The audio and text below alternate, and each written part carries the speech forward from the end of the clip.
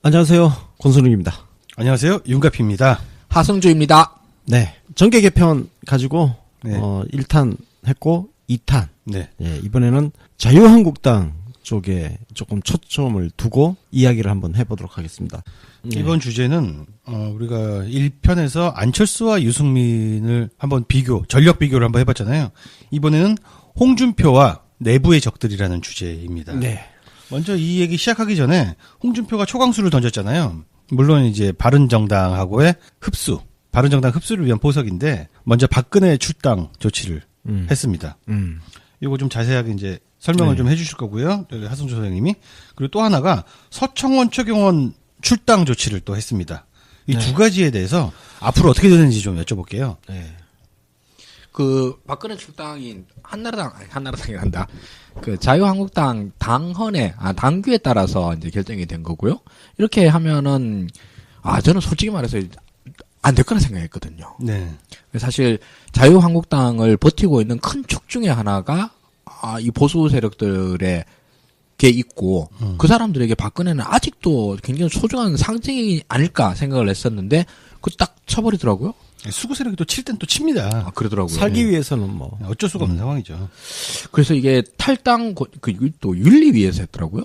윤리위에서, 탈당 권유라고 하는 징계를 내리고, 네. 탈당 안 하면 어떡하느냐. 전 안 하면 끝나는 줄 알았는데 또 규정상, 네. 최고의 의결을 거쳐서 그냥 징계를 탈당을 시켜버리는. 예, 열흘 이내로 소명을 하지 않으면은 그냥 자동 출당이 된다는데 감옥에 있는 박근혜가 어떻게 소명을 할지는 모르겠지만 어쨌든 이거는 뭐 돌이킬 수 없는 사건이 된 것 같고요. 그렇죠. 또 하나가 서청원, 최경환 탈당인데 이거 윤리위에서 결정해버리면 되는 겁니까? 이게, 한나라당 강국방이랑 비슷비슷할 텐데 출당 조치를 하려고 그러면 현역과 비현역이 너무 다른 거예요. 네, 완전히 다르죠. 예. 박근혜도 비현역인 거야, 그냥. 의원이 아니니까. 그렇지. 근데 그러니까 이게 열흘 후에 최고의 의결을 거쳐서 그냥 탈당시켜버리면 그만인데, 이 최경환은 현역이잖아요. 현역은 당 의원들, 제적 3분의 2 이상의 의결이 있어야지 출당이 가능합니다. 또 중요한, 허들이 하나 더 있어요. 의원총회에서인데, 예. 의원총회를 여는 것은 원내대표의 권한이라고 볼 수 있죠. 그렇죠. 네, 그래서 정우택은 확실하게 반대 입장을 밝히고 있다고 그래요. 의원 제명을 위한 의총은 열지 않겠다고 딱 잘라 말을 해버렸습니다. 야, 이거 어렵네. 목리불이네? 네. 원내대표 지위를 그렇죠. 이용해서. 원내대표 잘 뽑았어, 아주 정우털. 야, 골치 아프겠다. 네, 그래서 언론만 보면은 홍준표가 대단한 카리스마를 발휘하는 있는 것처럼 보이지만 그럴 것 같았으면 저희가 에피를 안 만들었죠. 그렇죠. 홍준표의 고단한 처지를 한번 살펴보고자, 즐기고자 이번 에피를 만들게 된 것입니다. 진짜 고단하다. 생각만 해도. 네. 왜 불쌍해지려고 그러지? 홍준표가 진짜 피똥 쌉니다. 피똥 싸, 진짜. 홍준표가 또 결정적으로 국회의원이 아니잖아. 그렇죠. 네, 그렇죠. 그것도 한계야, 지금. 네. 홍준표의 적을 한번 제가 리스트를 만들어 볼게요. 네. 첫 번째로는 바당의 유승민이 있습니다. 유승민은 뭐 지난 에피소드 밝혔듯이 결코 만만한 인물이 아닙니다. 그리고 사실 지금의 자유한국당은 거의 뭐 깡패 집단, 명분이란 걸 신경을 안 쓰는 동네인데 그래도 보수에도 합리주의자들이 있긴 있잖아요. 우리 대학생들도 있고 좀 배운 지식인도 있고 당꼬락서니가 아니잖아요. 솔직히 머릿수만 많지. 그 유승민은 어쨌든 간에 명분을 강하게 틀어주고 있는 유승민, 교활한 유승민이 있고요. 또 반홍파라는 말을 만들어도 괜찮을 것 같아요. 홍준표에 맞서는 인물들이 꽤 많습니다. 그게 예를 들어서 정우택만 해도 굉장히 대단한 반홍파고요. 김문수도 있고요. 많은 사람들이 있습니다. 그리고 의외의 복병이 하나 더 있어요. 조원진. 대한애국당 당수. 네. 대한애국당이란 당도 많은 사람들은 잘 모르시겠고, 조원진이 뭐하고 있는지도 잘 모르시겠지만, 저는 이런 생각을 했어요. 조원진이 왜 팔자에 없는 단식을 했을까? 그냥 박근혜를 너무 사랑해서? 그건 절대 아니라고 봅니다. 이번에 조원진이 정말 수상한 짓을 했는데요. 조원진이 늘 하는 게, 변희자고 늘 하는 게 그거예요. 태극기 집회를 계속 열고 있어요. 정말 근성이 대단합니다. 태극기 집회를 열었는데, 바로 어제 열었는데요. 주된 구호가 박근혜 구속 철회. 하나가 홍준표 물러나라. 잘 보자고요. 야, 네. 대한애국당이 왜 남해당 이게 남해당 사정이 언뜻 보기에는 할 수 있는 얘기를 하는 것 같이 보이는데, 자, 홍준표를 물러나라고 한 데는 홍준표가 박근혜를 출당시켰기 때문인데 그렇죠. 남해당 사정이잖아요. 그러니까 조원진은 남해당이 아니야. 조원진은 어떻게 보면은 그 자유한국당 내에 가장 치열한 반홍 세력이다 이렇게 볼 수가 있다는 점, 요거를 잘 지켜봐야 될 것 같습니다. 바깥에 있는 네. 바깥에 있는 반홍 세력. 텐트가 있으면요 한 발씩 걸치고 있으면서 자꾸 바람 들어오게 덜퍼덕 거리는 그런 세력이 아닌가. 알박기 같은 게 생각이 나는데. 예, 맞습니다. 알박기 예. 하는 거.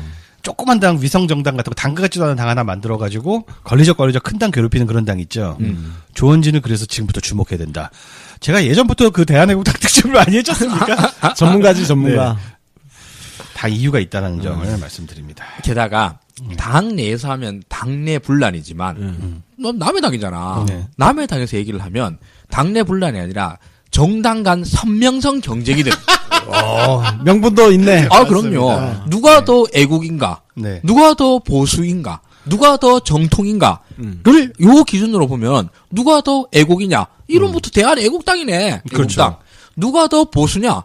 아니, 그거 당연히 저기 보수라고 그러면 우리 곰돌이가 더 보수 같지 않습니까? 그렇죠. 뭐 홍준표는 뭐 한때 뭐 개혁 진영 어쩌고 이런 소리까지 들었었고 뭐 그랬었지 않습니까? 하나 더 여쭤볼게요. 네. 누가 더 합리적인 보수인가? 합리는 둘 다 아닌가 잘 모르겠는데. 둘만 보지 마시고 하나 더 있잖아요. 누구?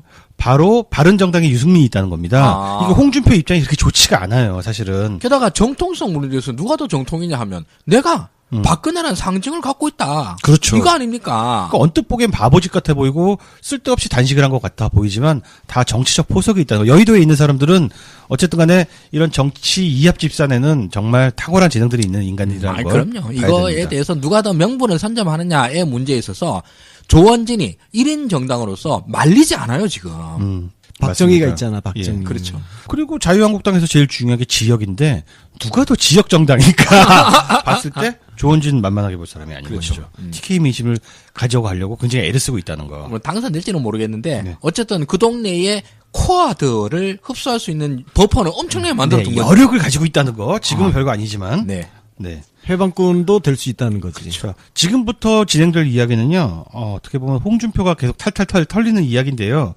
홍준표의 고단함을 다루는 건데, 자, 홍준표가 어떤 사람이고, 어떤 정치적 목표를 갖고 있는가를 좀 두 분 전문가님께 여쭤보고 싶습니다. 사실 저는 안철수가 전문가죠. 홍준표는 뭐 전문가라고 하기에는 말이 부족합니다. 사실 홍준표 전문가는 없지. 아, 네. 왜냐면은 우리가 관심을 안 뒀잖아. 역시, 그러면 내가 홍준표 전문가니까. 역시 야당 공부를 꾸준히 해온 제가.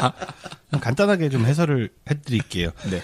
자, 홍준표는 근데 질문을 좁히면은 다들 이제 답변을 하실 수 있을 것 같아요. 홍준표는 이번 정계 개편으로 노리는 게 무엇인가?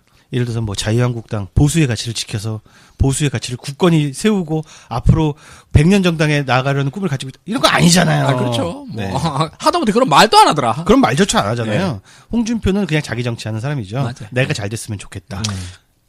당심은 없죠. 네, 당심은 없는 사람이라고 봐야 되는데 어쨌든 간에 정계 개편의 시동을 거는 데에는 바로 121석이라는 숫자가 존재하고 있습니다. 121석이 의미하는 게 뭔가요? 제1당 되는 거죠. 네, 그렇습니다. 121석이 되면은 민주당하고 제1당이 되죠. 같아지는 겁니다. 네. 예. 그럼 얻을 수 있는 건 국회의장. 맞습니다. 네. 적어도 당대표가 돼서 이 정도 성과는 이뤄냈으면 좋겠다는 것이고요. 그러면 바른정당에서 다 흡수는 안 될 거 아니에요, 지금. 그래도 뭐 지금 자유한국당이 107석인데 네. 서청원, 최경환 출당 일단 둘을 까야 돼. 둘을 까야 돼. 아, 둘 중에 하나만 까면 되지. 왜? 최경환만 까면 되잖아. 왜요? 이번에 둘 다 출당을 둘 다 했어요. 걸었거든요. 아니, 서청원은 현역 아니잖아요.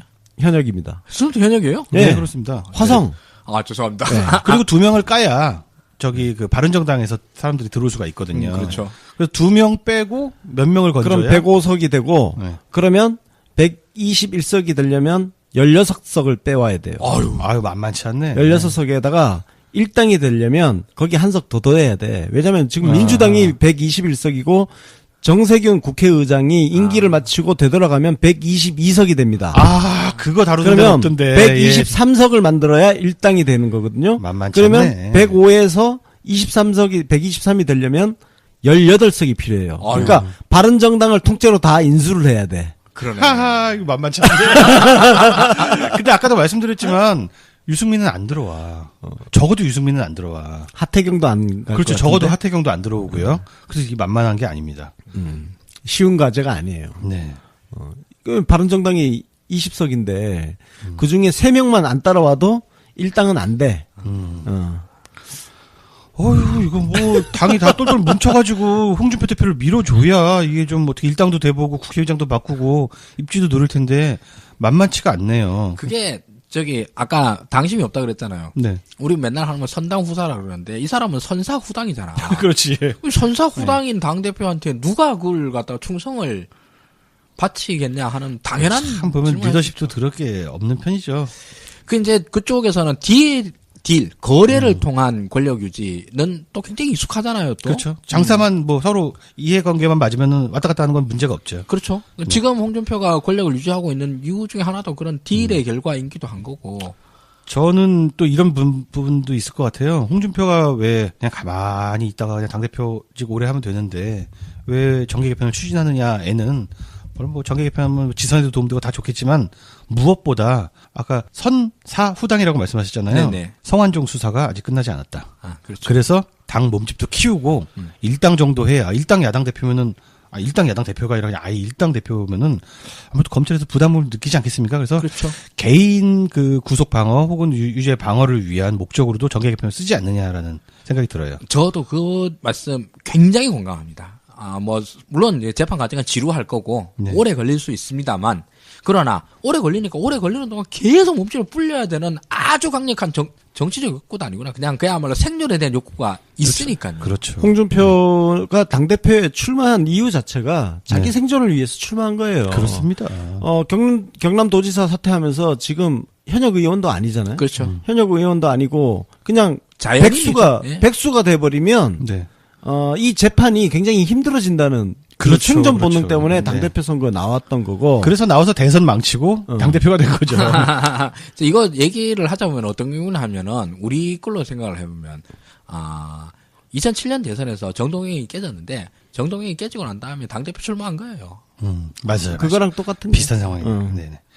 자, 그럼 홍준표의 적들에 대해서 하나하나 좀 분석을 해보겠는데요. 자, 먼저 홍준표 대 서청원입니다. 저는 사실, 그래도 당대표가 의원 하나 찍어내는데 뭐 별거 있겠나? 그래도 이거는 당대표가 유리하지 않나 생각했는데 서청원이 그냥 안 죽네요. 만만치 않은 사람이에요. 네. 그러면서 서청원이 단순히 나 안 나가. 나 절대 안 나가. 요게 아닙니다. 홍준표 사퇴로 맞불어 놨습니다. 세죠. 예. 그러면서 그 이유에 대해서 역시 고수들은요 정말 아파하는 데를 찌르거든요. 성완종 의원 관련 검찰 수사 과정에서 자유한국당 경선을 보면은요 당신 같은 사람이 언제 수사돼서 유죄받을지 모르는데 대선 후보가 되면 어떻게 이 정도 약한 공격이었잖아요. 네네. 근데 서청원은 엄청나게 센 공격을 가지고 나왔습니다.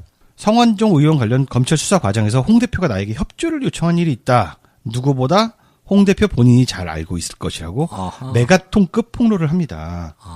어떤 요청인가요? 그랬더니 한 번에 다 얘기는 안 하겠죠. 그건 홍 대표한테 가서 물어봐라. 아하. 야, 정치를 알아.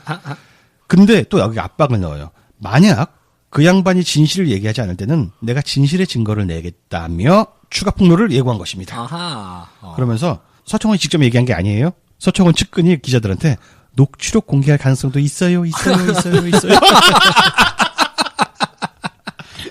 그런데요, 이 녹취록이 있는지 없는지 별로 중요한 거 아니잖아요. 네. 그 안에 녹취록이 뭐 있을지도 별로 궁금하지도 않아. 네.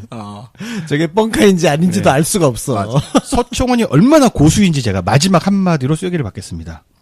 이번 징계 조치를 한 이유가 정권에 잘 보여 자신의 재판에 선처를 바라기 위한 것. 우와. 이 공격을 이렇게 해석할 수 있는데요. 자기가 진짜 자유한국당의 본령이야. 네. 진짜 자기가 자유한국당의 스피릿이야. 그런 나를 나가라고 하는 것은 저희 문재인 정권에 잘 보이려고 한 것이다. 라는 이야기를 합니다. 야, 이래서 홍준표는 문재인의 똘말이다. 그렇죠. 라고 하는 정치적 메시지를 네. 자한당 당원들과 당원들에게 보내는 메시지라고 네. 지지자들과. 그렇죠. 네. 와, 지들끼리 이제 막 가짜 뉴스로 서로 공격하는 맞습니다. 거네. 가짜뉴스 누가 잘 만드느냐 이 경쟁인데요. 난 서청원 한동안 조용하길래 족밥인 줄 알았더니 서청원 진짜 묵직한 한 방이 있습니다. 그게요. 거짓말 같은데요, 제가 보기에는. 아니, 뭐 당연히 거짓말이지. 거짓말 같아. 거짓말이지만 진짜 아픈 곳을 제대로 암수를 찌르는.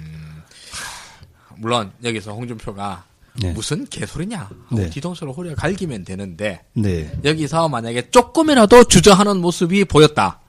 이러면은 홍준표는 이제 과거 서청원에게 싹싹 빌던 이미지가 고쳐가 돼버리는 거죠. 그래서 홍준표도 바보는 아닙니다. 바로 페이스북으로 맞대응을 했어요.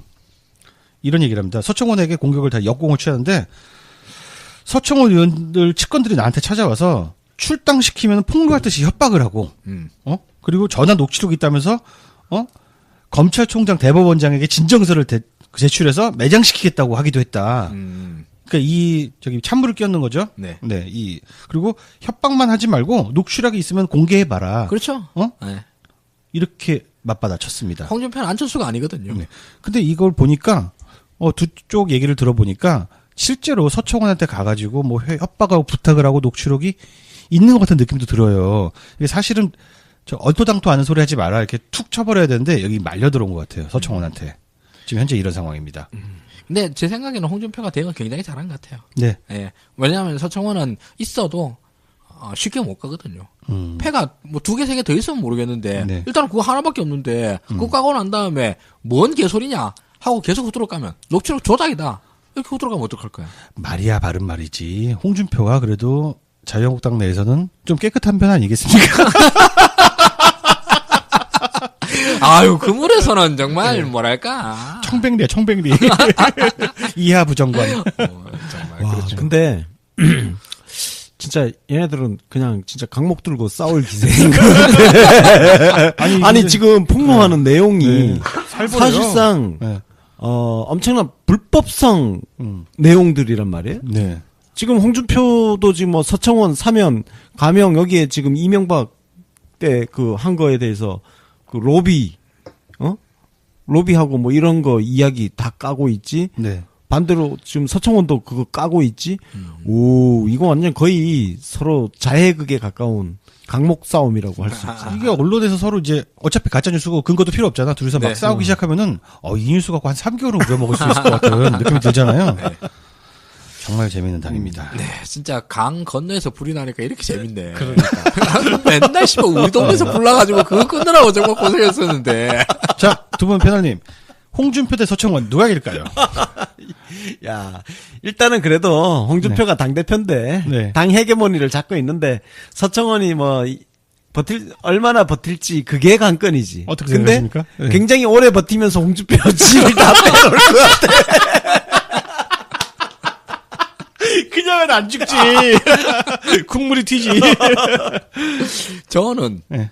그 싸움에서는 이거에서 홍준표가 두드려 패면 패도 서청원 입장에서는 잃을 게 없어요. 그렇죠. 그냥 붙들고만 있으면 되는데. 이미 자기는 뭐 저기 정치적 영향이 이런 거 다 없고 네. 오로지 몸 하나 남았고 의원직 하나 남았는데 싸우면 모든 건 다 벗고 그냥 육박전을 펼치면 홍준표가 잃을 게 많으니까 한 대라도 맞으면 졸라 아프고 그렇죠. 서청원은 앞만 맞아도 그냥 뭐 또 해맑게 웃으면 그만이야. 홍준표는 가오가 있잖아요. 서청원은 가오가 없습니다 지금.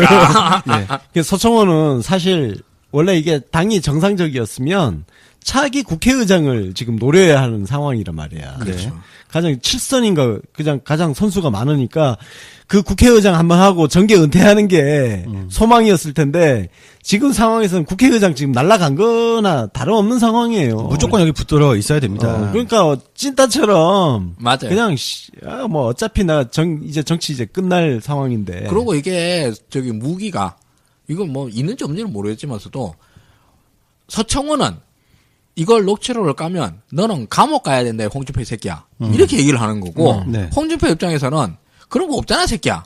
이렇게 얘기하는 거잖아요. 네. 그럼 뭐 전장이 완전 홍준표 배때기 위해서 싸우는 거 아닙니까? 그렇죠. 홍준표네 집에 가서 싸우는 거잖아요. 누가 이기고가 뭐가 중요해요? 홍준표네 집 가전제품이고 뭐가 다 무너지는데. 맞아. 아유, 남의 집 싸움 이렇게 재밌네. 서청원이 이기면 홍준표는 감옥 가야 되고 네. 홍준표가 이기면 그냥 서청원이 미안하고 미안해. 끝나는 거야. 맞습니다. 그게 다예요. 자, 근데 문제는 있잖아. 네. 지금 홍준표가 서청원 한 명하고도 이렇게 싸우는데 여기에 이제 곧 최경원이 짱돌 들고 온다니까. 네, 맞습니다. 오만 찐따들이 다 붙지 이제 또. 지금 최경원도 지금 부릉부릉 이빨 털고 있습니다. 아우, 이렇게 할 수가. 홍준표 진짜 고단하네. 그래서 제가 말씀드렸죠. 피똥 싼다고 지금.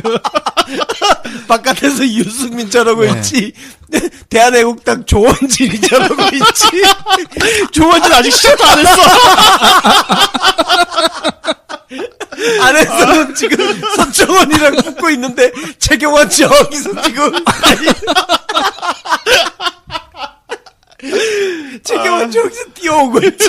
그 뒤에 또 한 명 또 있어. 정우택이 달려오잖아. 자, 이 질문은 사실은 얘기할 필요도 없는 건데, 제가 보기엔 정우택이 의총을 열어주지 않으면 다 소용이 없어요. 그렇죠. 따라서, 서청원은 존나게 홍준표를 밟으면서 힘만 존나 빠지다가 바당 흡수 하나도 못해. 야, 바당도 저기 자존심이 있지. 저 서청원 저기 최경환 안 내보내고 여기 어떻게 들어와요? 그러니까. 그러니까 걔들이 여태까지 다 그동안 해놓은 말이 있는데, 그래, 박근혜 나갔으니까 들어올게요. 이거는 또 안 되는 거거든요. 이건 말이 안 되죠. 예, 16명의 자존심이 걸리는 문제입니다. 그러니까 어떤 상황이냐면은, 바당 16명이서, 진짜 두 사람 좀 빨리 치워주세요, 제발. 그러면서 응원을 하고 있는데, 절대 못 나가. 물론 그 두 명이 어마어마한 정치적 영향이 있어서 그런 게 아니라 최소한의 명분이죠. 바닥에 면 좀 세워주세요. 이게 네. 다인 거죠. 그리고 실제로도 그 서청원이나 최경환이 이번에 정기 은퇴를 못하면요, 바당에서는 정말 무서운 사람들 아닙니까, 저 사람들이. 그렇죠. 언제 다시 당권이나 이런 걸 잡아서 날려버릴지 모르잖아요. 아까 조원전한테 얘기했던 바대로 네. 누가 더 정통이냐, 네. 누가 더 보수냐, 누가 더 애국이냐 이 기준에 봐서 네. 저 사람들이 그대로 남아있다 그러면 저 사람도 우리가 바당 사람들이 못해요. 네. 모든 기준에서. 자, 그리고 이게 언뜻 보면 착각하기 쉬운데 107명 중 105대 2의 싸움처럼 보이지만 절대 그렇지 않죠. 그럼요. 예. 이쪽도 개파가 당연히 단단하게 버티고 있는 것이고요. 3분의 2가 제적에 찬성을 했다는 거는 엄청난 허들로 남습니다. 그거 맞습니다. 불가능하다고 봐야 돼요. 안 될 거죠. 지금 봐. 지금 또 우리가 잊지 말아야 할 사람들이 있어요. 네. 김진태. 네. 언제 참전할지 몰라. 윤상현. 예. 윤상현 언제 또 등장할지 모르고. 네. 누나 구하러 와야지. 그럼요. 저 홍준표 그 불쌍해지네, 진짜. 김문수도 또 등장합니다. 홍준표 대 김문수입니다. 김문수도 이제 출당 권유에 대해서 자유한국당이 뺄셈 정치를 하고 있다고 이제 비난을 하면서요. 박근혜 대통령은 지금 탄핵 수감되어 있지만 어떻게 이런 소리 하지? 정말 김문수 좀 미친 거 아니에요? 미쳤지. 여전히 자유한국당에서 가장 큰 정치인이다. 이러면 저 홍준표 제대로 엿을 매기는 건데요. 네. 자유한국당이 촛불 세력에 영합하고 있다. 심지어는 이런 얘기를 하고 있습니다. 김문수가 지금 대구시장이나 경북도지사 나가려고 저러나? 그런 것 같아요, 진짜. 경기도 안 되니까. 근데 그 예리하십니다. 생각은 당연히 하겠죠. 지난번에 총선에서도 대구 나갔다가 깨졌잖아요. 그러니까 대구시장 나가려고 지금 여태까지 박근혜에 대한 연모의 표현으로 따지면 조원진 다음인 것 같아요. 맞아요. 박근혜 대통령이 재판이 계속될수록 의혹이 벗겨지며 촛불 시위의 누적에 놀라 참 억울하게 탄핵되고 구속되었다는 생각이 짙어지고 있습니다. 자유한국당은요, 박근혜 대통령에게 탈당 권유를 할 것이 아니라 오히려 구치소를 찾아가 면회하며 인권 보호를 노력하고 석방투쟁을 위해 주도해야 될 때라고 목소리를 높였어요. 우리 저 김문수 바보는 아니잖아요. 역시 정치적 계산이 있다고 볼 수 있습니다. 근데 저는 우리 김문수 선생을 다들 그걸로 기억하잖아요. 도지사입니다. 네. 김문수입니다. 네. 그걸로 기억을 하는데 저는 좀 다른 걸로 기억을 합니다. 어떤 장면이 있죠? 이명박에 대하여 이렇게 논평한 바가 있습니다. 이순신 장군 세종대왕보다 더 훌륭한 성군이다. 라고 평가합니다. 맞다. 네. 보통 놈이 아니야, 이게. 야, 말 갈아탄 거네? 그때는 이명박이 이제 자기의 정치적 필요가 있다라고 판단을 하면 그렇게 이명박을 빨아대고 이제는 또 박근혜 친박이 자기가 대표주자가 되려고 그러고 이 사람이 이렇더라고요, 보니까. 훌륭하네. 네. 뭐 향단이 따먹으려는 얘기인가? 뭐 아무튼 중앙정 그것도 기억이 나지만 저는 제일 기억에 남는 게 그거였어요. 세종대왕보다 더 훌륭한 성군. 야, 빨아줄 땐 정말 확실히 빨아줍니다. 네. 네. 자, 그다음. 그 다음은 이제 홍준표 대 검찰인데요. 검찰이 과연, 우리 홍준표를 놓아줄 것이냐. 아니, 뭐, 굳이 말하면 이제 사법부의 판단이 되겠는데요. 네.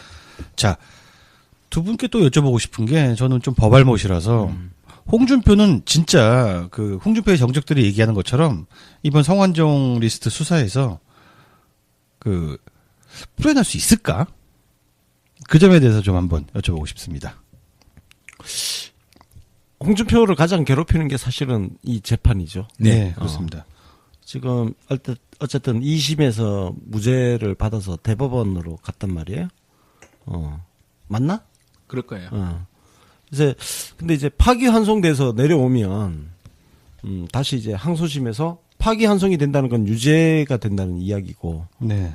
그 시점이 정치적 타격을 입는 상황이 한번 올 겁니다. 진짜 또 불쌍해지네.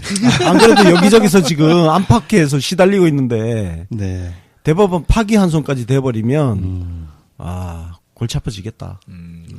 근데 하여튼 뭐, 재판은 또 계속되니까. 네. 그렇죠. 그냥 홍준표 성정상, 그냥 무대뽀로 뻗팅기고, 당대표 뻗팅기고 앉아가지고, 권한 행사할 거예요. 제일야당 당대표 입지가 참 개차반입니다, 진짜. 당은 이제 작살이 나는 거고, 그렇게 되면, 당은 계속 죽어가는 거고, 홍준표는 자기 정치 생명을 계속 당대표에 기대어서 연장을 하는 거죠. 네.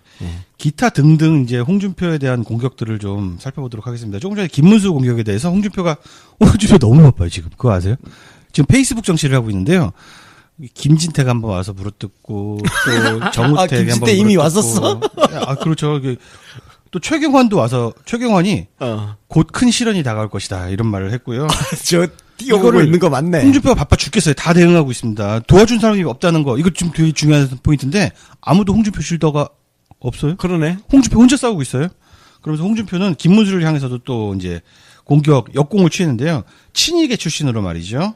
경기지사 2번이나 하시고 박근혜 정권이 들어서자 느닷없이 친박으로 변신해서 사실은 사실이에요. 팩트지.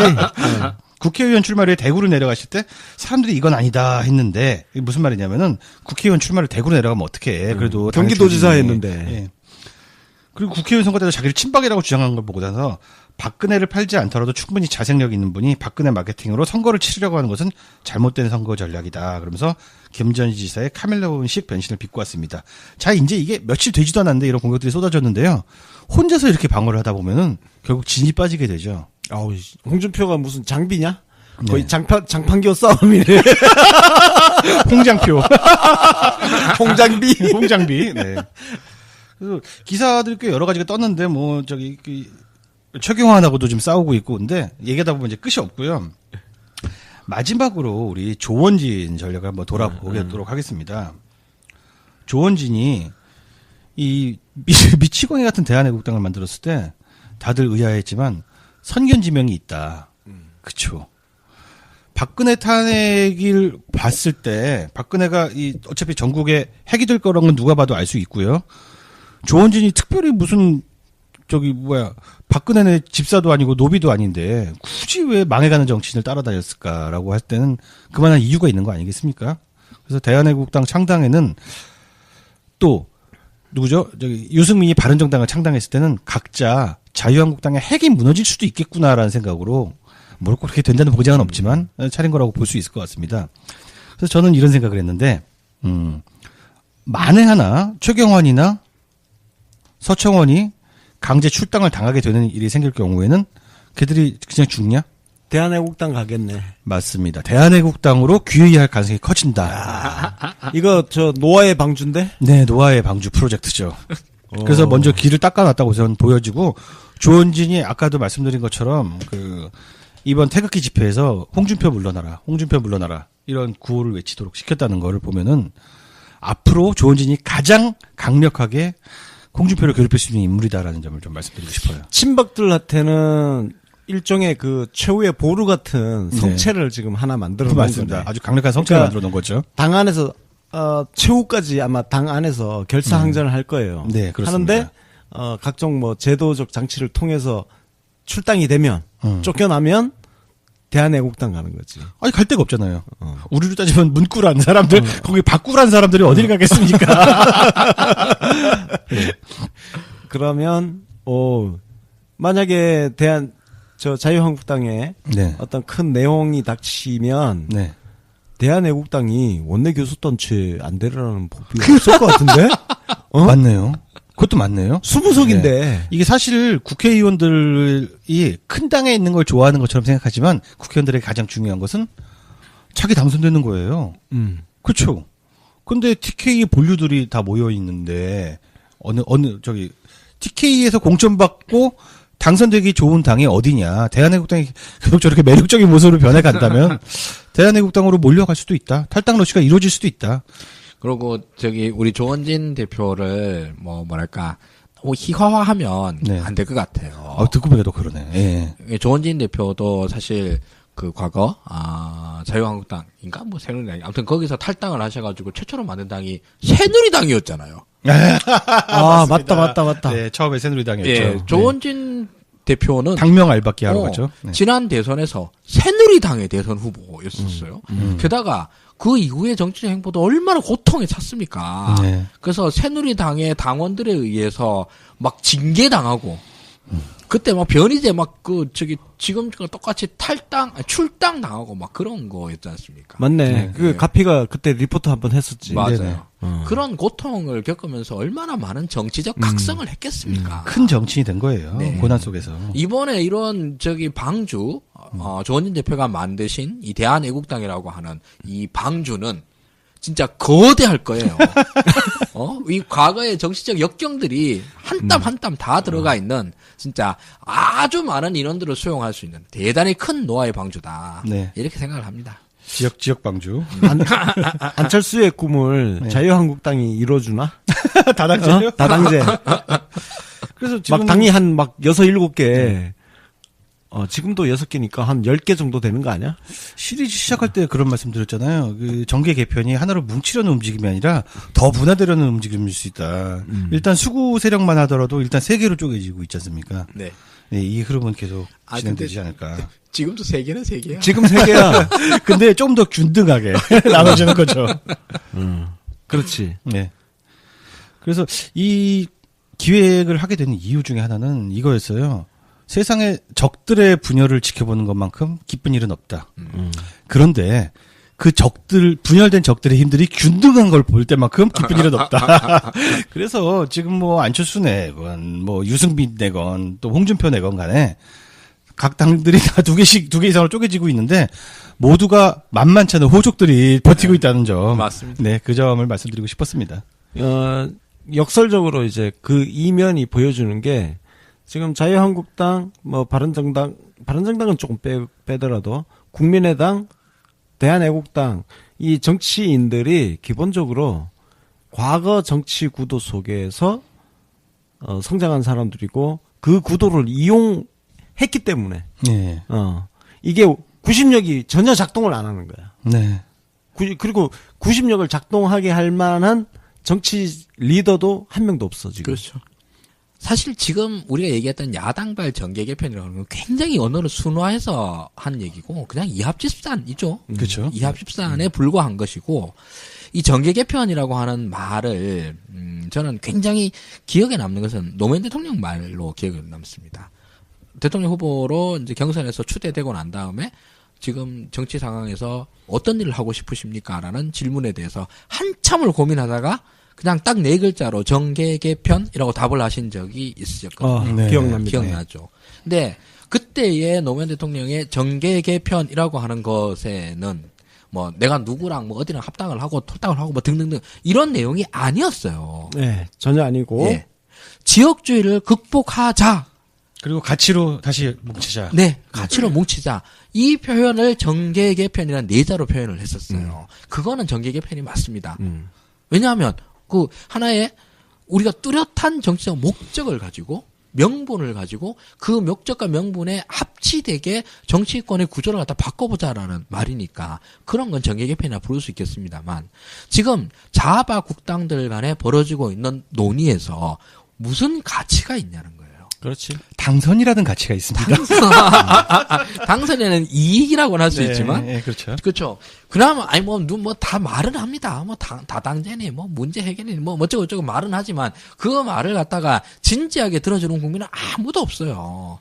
우리도 마찬가지지 않습니까? 그렇죠. 네. 우리도 마찬가지로 너네들이 정치적 이해관계가 뭐냐라는 거 갖다가 판단을 하지 이 사람들의 정치적 가치가 뭐길래라고 하는 거는 뭐 아무 말도 안 하고 일단 네. 해도 하나만 한 소리고 이런 것에다가는 사실 우리가 정계 개편이라는 표현 자체도 붙여줄 필요가 없다라고 생각합니다. 너무 고상한 단어를 붙여준 거예요. 네. 정계 개편이라는 말을 쓸 수 없다면 저는 팬티 갈아입기라는 표현을 쓰고 싶어요. 군대에서 보급이 끊어졌습니다. 그래서 병사들이 원성이 자자합니다. 속옷 갈아입고 싶어요. 속옷 갈아입고 싶어요. 그러니까 중대장이 이렇게 말합니다. 옆에 있는 전우와 갈아입도록. 그래서 한 칸씩 돌려서 갈아입는 건데 지금 이 정계 개편이라는 표현을 썼지만 사실은 니들끼리 모여서 당선 가능성 높은 놈들끼리 지역구 서로 교환하고 서로 싸우고 전쟁하고 하는 그런 참담한 모습이지 정계 개편이나 고상한 표현을 붙여주기에는 좀 무리가 있다고 볼 수 있겠죠. 맞습니다. 그래서 지금 이렇게 돌아가는 상황을 보면 얘들이 한편으로는 개헌에 정치 생명을 걸 수도 있겠다는 생각이 듭니다. 그렇죠. 네. 뭐냐면은 얘들은 지금 대통령제 하에서 정권 교체는 지금 상황에서는 불가능하다고 생각을 충분히 할 수 있어요.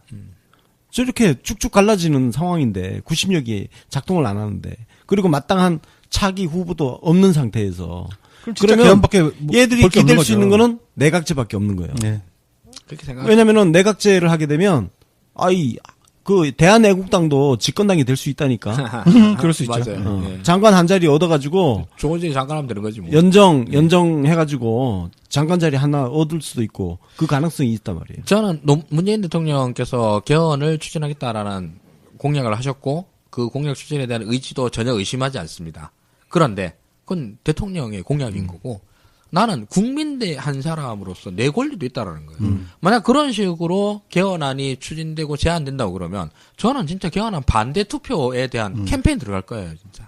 근데 그 걱정할 필요가 없는 것이 문재인 대통령은 개헌 방향을 분명히 밝히고 있다는 거죠. 그래서 4년 중임제라든가 네, 그런 식으로 개헌론을 밝히고 있기 때문에 그것에 우리 당원들이 컨센서스를 갖고 또 한편으로는 정계 개편이 일어나면서 야당들이 노릴 것은 뭐냐면은 여당 내에 그 내각제 개헌을 원하는 사람들을 끌어들이기를 원할 겁니다. 그렇죠. 그걸 우리 당원들이 철벽 방어를 해내면 되는 문제가 아닌가. 그러니까 지금 이원 집정부제니 분권형 대통령제니 혼합형이니, 하는 예. 이거를 지금부터 다 뭉개버려야 돼. 작사를 다 낼 필요가 있어요. 맞습니다. 왜냐면은 이게 지금 이렇게 이합 집산하는 애들한테 생명력을 부여해 주는 게 바로 이원 집정부제니 분권형 대통령제니 하는 이딴 것들이 쟤네들 정치 생명을 살려주는. 네, 저 많은 사기꾼들이 갖고 있는 공통분모라는 것은 결국 내각제밖에 없는 것이거든요. 네.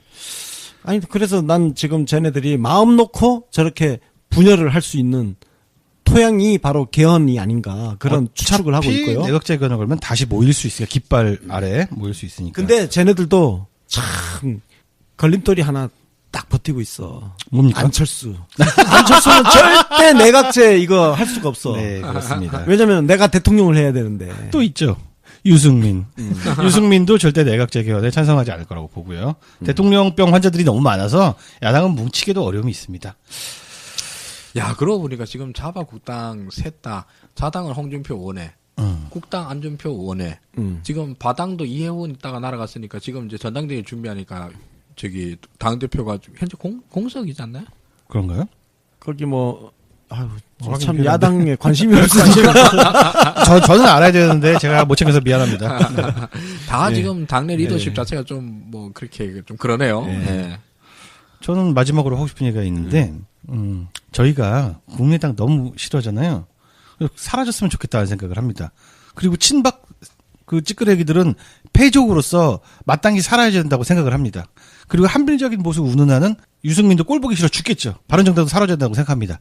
근데 쟤들이 다 사라지면요, 확실한 악당만 남게 됩니다.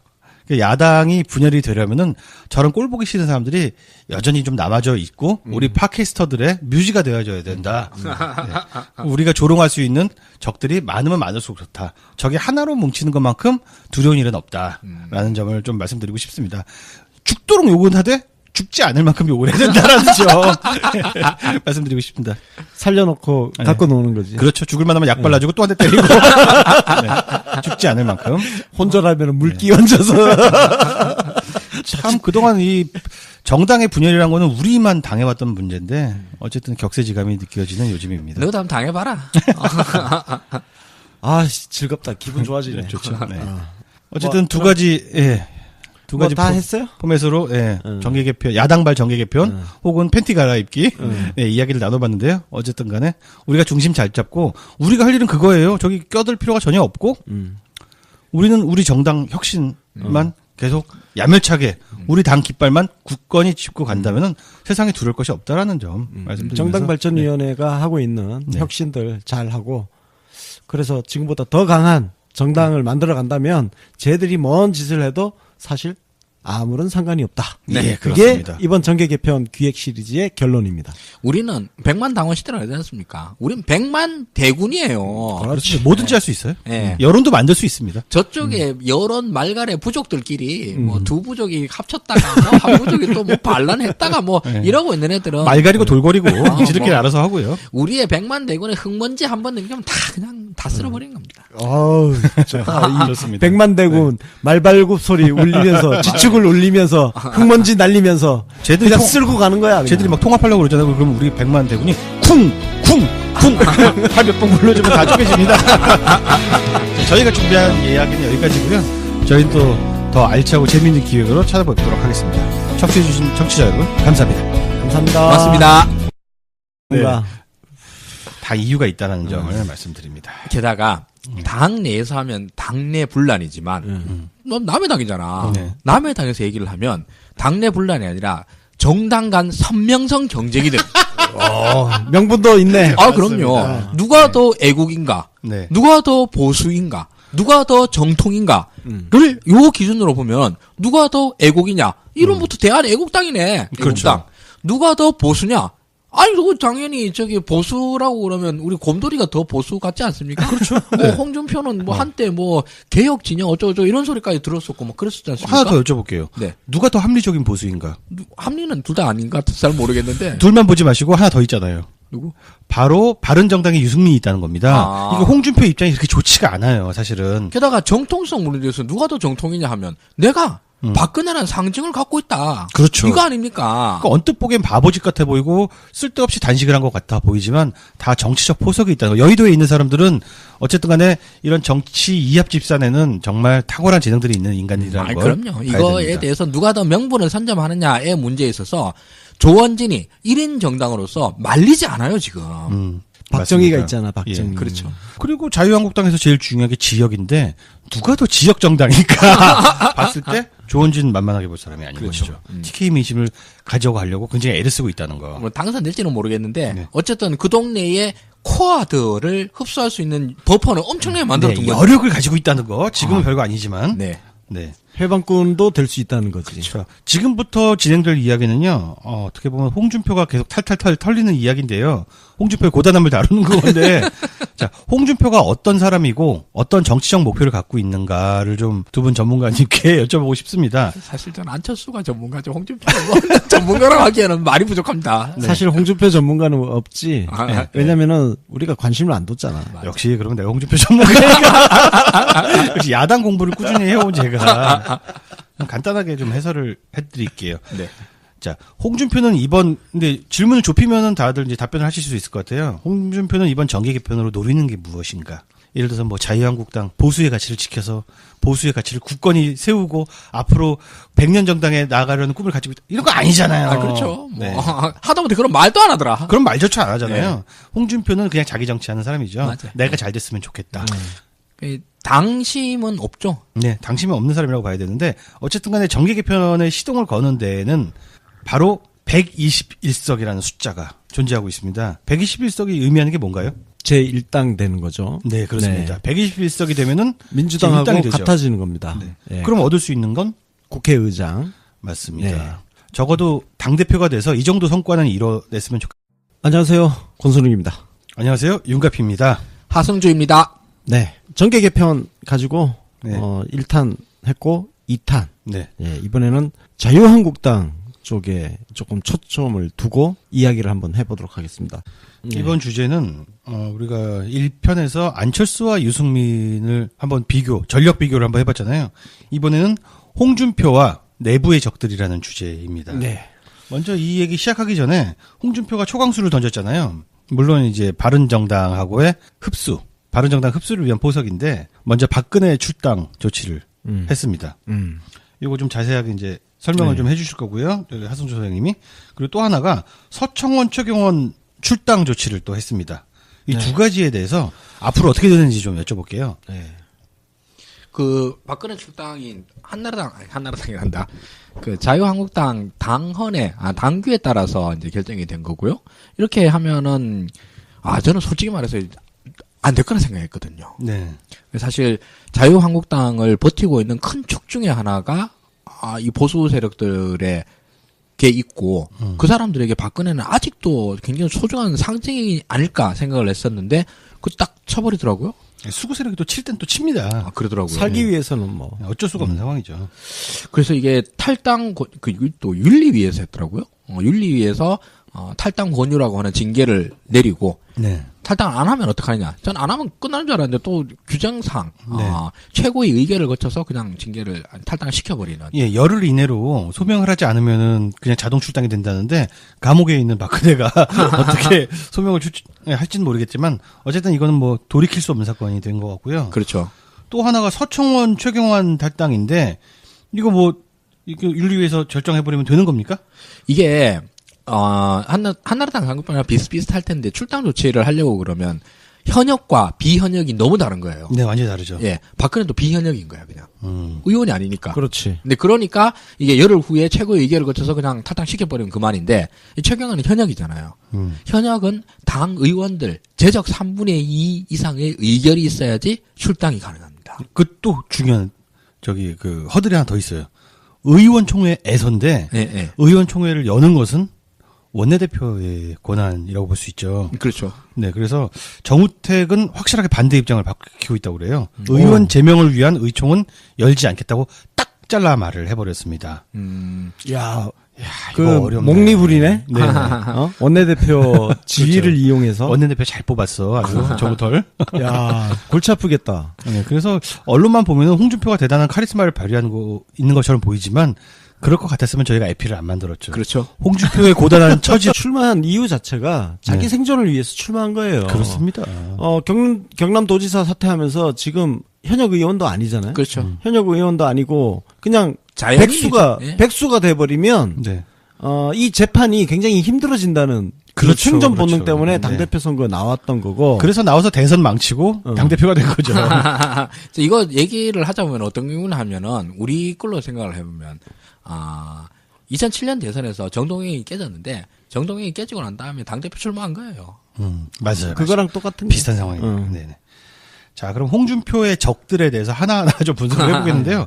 자, 먼저 홍준표 대 서청원입니다. 저는 사실 그래도 당대표가 의원 하나 찍어내는데 뭐 별거 있겠나? 그래도 이거는 당대표가 유리하지 않나 생각했는데 서청원이 그냥 안 죽네요. 만만치 않은 사람이에요. 네. 그러면서 서청원이 단순히 나 안 나가. 나 절대 안 나가.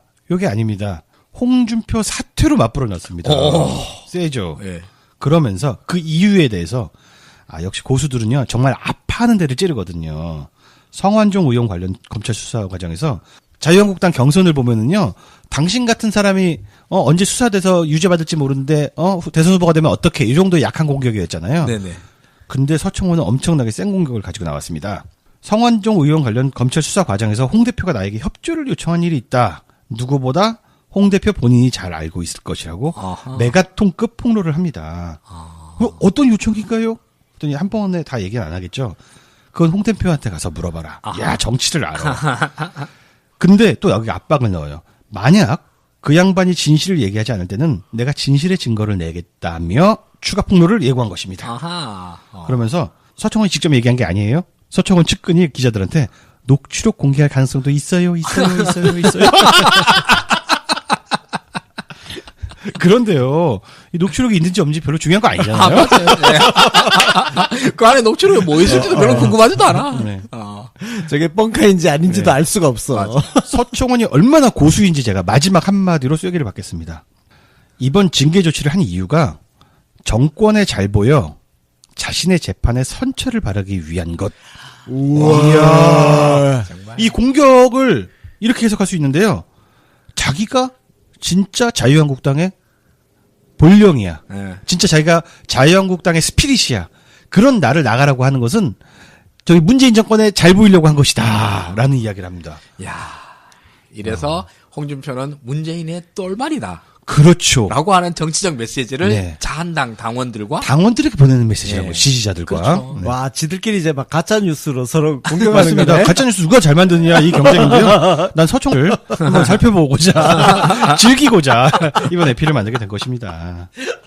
진짜 고단하다. 생각만 해도 네. 왜 불쌍해지려고 그러지? 홍준표가 진짜 피똥 쌉니다. 피똥 싸 진짜. 홍준표가 또 결정적으로 국회의원이 아니잖아. 그렇죠. 네, 그렇죠. 그것도 한계야 지금. 네. 홍준표의 적을 한번 제가 리스트를 만들어 볼게요. 네. 첫 번째로는 바당의 유승민이 있습니다. 유승민은 뭐 지난 에피소드 밝혔듯이 결코 만만한 인물이 아닙니다. 그리고 사실 지금의 자유한국당은 거의 뭐 깡패 집단, 명분이란 걸 신경을 안 쓰는 동네인데 그래도 보수에도 합리주의자들이 있긴 있잖아요. 우리 대학생들도 있고 좀 배운 지식인도 있고 당꼬락서니가 아니잖아요. 솔직히 머릿수만 많지. 그 유승민은 어쨌든 간에 명분을 강하게 틀어주고 있는 유승민, 교활한 유승민이 있고요. 또 반홍파라는 말을 만들어도 괜찮을 것 같아요. 홍준표에 맞서는 인물들이 꽤 많습니다. 그게 예를 들어서 정우택만 해도 굉장히 대단한 반홍파고요. 김문수도 있고요. 많은 사람들이 있습니다. 그리고 의외의 복병이 하나 더 있어요. 조원진. 대한애국당 당수. 네. 대한애국당이란 당도 많은 사람들은 잘 모르시겠고, 조원진이 뭐하고 있는지도 잘 모르시겠지만, 저는 이런 생각을 했어요. 조원진이 왜 팔자에도 없는 단식을 했을까? 그냥 박근혜를 너무 사랑해서? 그건 절대 아니라고 봅니다. 이번에 조원진이 정말 수상한 짓을 했는데요. 조원진이 늘 하는 게, 변희자고 늘 하는 게 그거예요. 태극기 집회를 계속 열고 있어요. 정말 근성이 대단합니다. 태극기 집회를 열었는데, 바로 어제 열었는데요. 주된 구호가 박근혜 구속 철회. 하나가 홍준표 물러나라. 어허. 잘 보자고요. 야, 네. 대한애국당이 왜 남해당? 이게 남의 당 사정이 언뜻 보기에는 할 수 있는 얘기를 하는 것 같이 보이는데, 자, 홍준표를 물러나라고 한 데는 홍준표가 박근혜를 출당시켰기 때문인데 남의 당 사정이잖아요. 그러니까 조원진은 남의 당이 아니야. 조원진은 어떻게 보면은 그 자유한국당 내에 가장 치열한 반홍 세력이다 이렇게 볼 수가 있다는 점, 요거를 잘 지켜봐야 될 것 같습니다. 바깥에 있는 네. 바깥에 있는 반홍 세력. 텐트가 있으면요 한 발씩 걸치고 있으면서 자꾸 바람 들어오게 덜퍼덕 거리는 그런 세력이 아닌가. 알박기 같은 게 생각이 나는데. 예, 맞습니다. 알박기 이게 하는 거. 조그만 당, 위성 정당 같은 거, 당그 같지도 않은 당 하나 만들어가지고 걸리적 큰 당 괴롭히는 그런 당 있죠. 조원진은 그래서 지금부터 주목해야 된다. 제가 예전부터 그 대한애국당 특집을 많이 해줬으니까 전문가지 전문. 했다는 것이고요. 그러면 바른정당에서 다 흡수도 안 될 거 아니에요, 지금. 그래도 뭐 지금 자유한국당이 107석인데 네. 서청원, 최경환 출당 일단 둘을 까야 돼. 둘을 까야 돼. 아, 둘 중에 하나만 까면 되지. 왜? 최경환만 까면 되잖아. 왜요? 아, 이번에 둘 다 출당을 둘 다 했어요. 걸었거든요. 아니, 서청원은 현역 아니잖아요. 현역입니다. 수능도 현역이에요? 네. 네, 그렇습니다. 화성. 아, 죄송합니다. 그리고 두 명을 까야 저기 그 바른정당에서 사람들이 들어올 수가 있거든요. 그렇죠. 그래서 두 명 빼고 몇 명을 건져야 그럼 105석이 되고 네. 그러면 121석이 되려면 16석을 빼와야 돼요.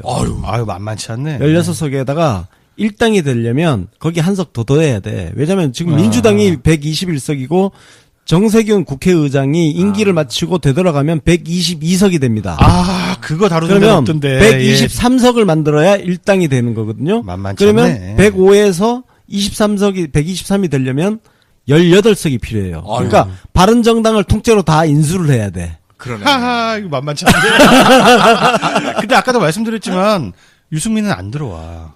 적어도 유승민은 안 들어와. 하태경도 안 갈 그렇죠. 것 적어도 같은데? 하태경도 안 들어오고요. 그래서 이게 만만한 게 아닙니다.